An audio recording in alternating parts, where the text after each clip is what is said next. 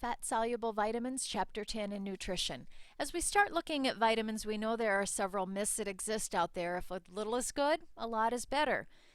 There are very few widespread nutrient deficiencies in the U.S., but they do exist, and we know that megadosing is more common because people think that if they take a lot of vitamins it will prevent health conditions or the common cold, and we know that's not true.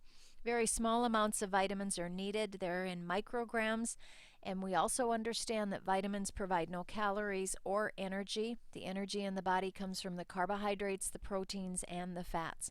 Vitamins are separate units rather than long chains of smaller units.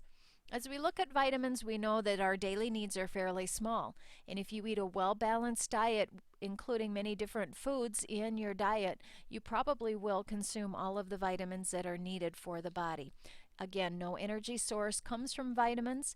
They are the precursors or the parts that help the energy sources to work better. And our functions with the vitamins are often interrelated with each other. The fat soluble are stored in the liver. They are A, D, E, and K. And again, toxicity is more of a concern with these because you can overdose on them because they are stored. Your water soluble is often seen in urine. If you take a vitamin, then the next couple of times as you look at the color of urine, it's sometimes a bright yellow color, and that is the water-soluble vitamins being eliminated by the kidneys because they're not needed and they're not stored in the body. So again, our fat-soluble vitamins are absorbed like fat into the lymphatic system. We need lipoproteins for these fats to be carried.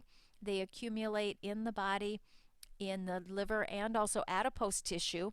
And oftentimes we can go for months or weeks without having it because it's stored. Less vulnerable to cooking. So if I have some food that has been cooked maybe in the slow crock pot all day or boiled it, the fat-soluble vitamins will maintain their properties much better than the water-soluble. As we look at the B vitamins and C are water soluble. They are absorbed into the bloodstream. Only small amounts are stored, so we need to eat them on a regular basis. And again, our kidneys filter out the excess and excrete it in the urine. Different from fat soluble, water soluble do not need lipoproteins to be carried. And we very rarely see toxicity from food with our B vitamins. Looking at the absorption of fat versus water soluble, you'll see that they are very different in this diagram. Molecules carry fat soluble vitamins and soluble fat to the brush border for the absorption process to start. Our water soluble vitamins then are absorbed into the bloodstream, and the micelles carry the fat soluble vitamins. The amount of vitamin in food depends on many things. We know that the amount of sunlight a food gets before it is picked at harvest, the growing conditions, and then the plant maturity affect the vitamin content.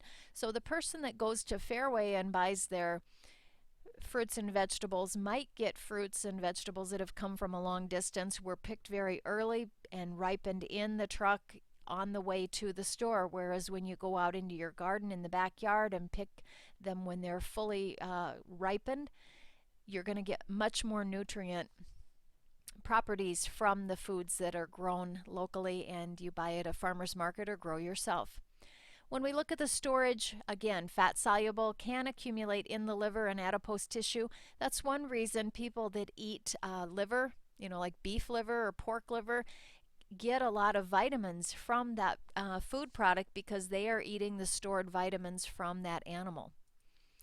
Our provitamins are before how the vitamin is, and then it's activated in the body into its active form that can be used by the body, and different things cause that provitamin then to become activated. We know that vitamins in the foods vary, and so depending on what you eat, we know that our beta carotene type foods have a lot of vitamin A, and as you can see from the picture here, our beta carotene is absorbed and it's cleaved in the middle to yield 2 molecules of vitamin A. As we look at our vitamin A, they're also known as the retinoids, and it comes in 3 different forms that can convert from one form to another.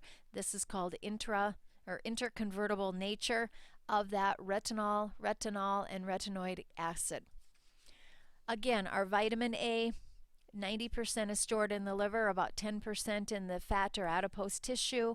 And if your mother told you to eat carrots because they help your eyes, she was correct, because is a lot of vitamin A in a carrot, in your deep orange and green vitamins that help with vision, help keep your immune system strong, reproduction, and bone health. There's really no research saying that if you take a lot of vitamin A, you will cure the common cold.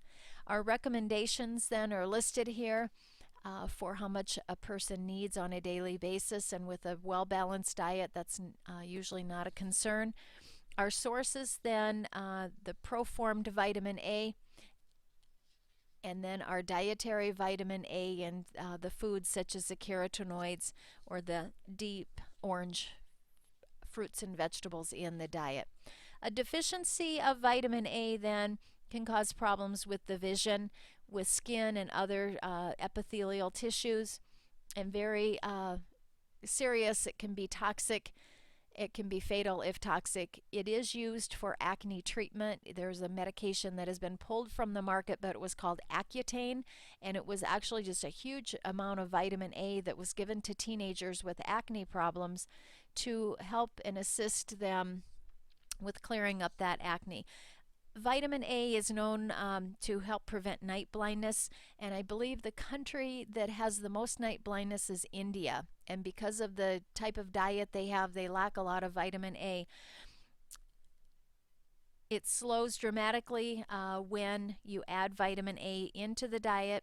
The eyes contain only about 0.01% of the body's vitamin A, and so they're very sensitive to vitamin A deficiency. Our sources of vitamin A are things like dark green vegetables, spinach, broccoli, our orange, yellow vegetables such as carrots, squash, sweet potatoes. Cantaloupe has a lot of great vitamin A, peaches, apricots, and mangoes. For a deficiency, we also see retardation of growth and development and some bone deformities. So we know our premature infants are at risk for having a vitamin A deficiency. Toxicity is rare, except if somebody is taking supplements of vitamin A, especially children. They're more vulnerable to the toxicity.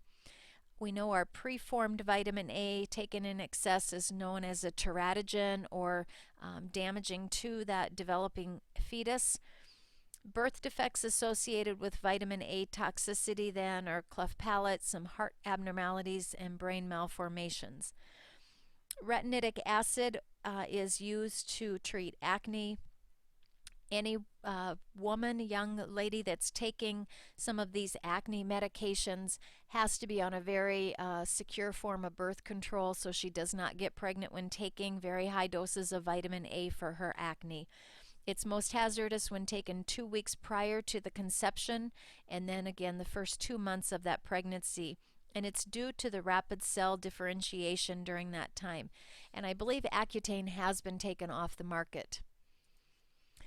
Our carotenoids then function to help with the immune system, also help prevent cancer. You're seeing a lot more research done with the diet and prevention of cancer, what people are eating, what types of cancer they are getting. These are called antioxidants, and we know they interfere with those free radicals. Free radicals are very unstable reactive compounds that damage the cell membrane. And so having a strong cell membrane helps fight off cancer and helps improve the immune system. And then the other health benefits are the beta carotene helps boost that immune system overall for that person. Our carotenoids then are things like carrots, pumpkins, winter squash, cantaloupe, apricots, dark green vegetables. We keep hearing some of these same fruits and vegetables over and over again in the lecture, and that's because they include many different fruit, vitamins and minerals for the body, and so they are good sources of food to consume on a regular basis. When we have something that has lycopene, it's more of a reddish color. Things like tomatoes, grapefruit, and watermelon have lycopene. And we're reading more and more about The properties of lycopene being cancer prevention. So if you get a sandwich and you put a slice of tomato on that, it's a very good thing to add some health and nutrition to a simple sandwich to help prevent cancer and add lycopene into the diet. This is the first part of our vitamin chapter from chapter 10. We will continue on then with the next part in the next slides. Thank you.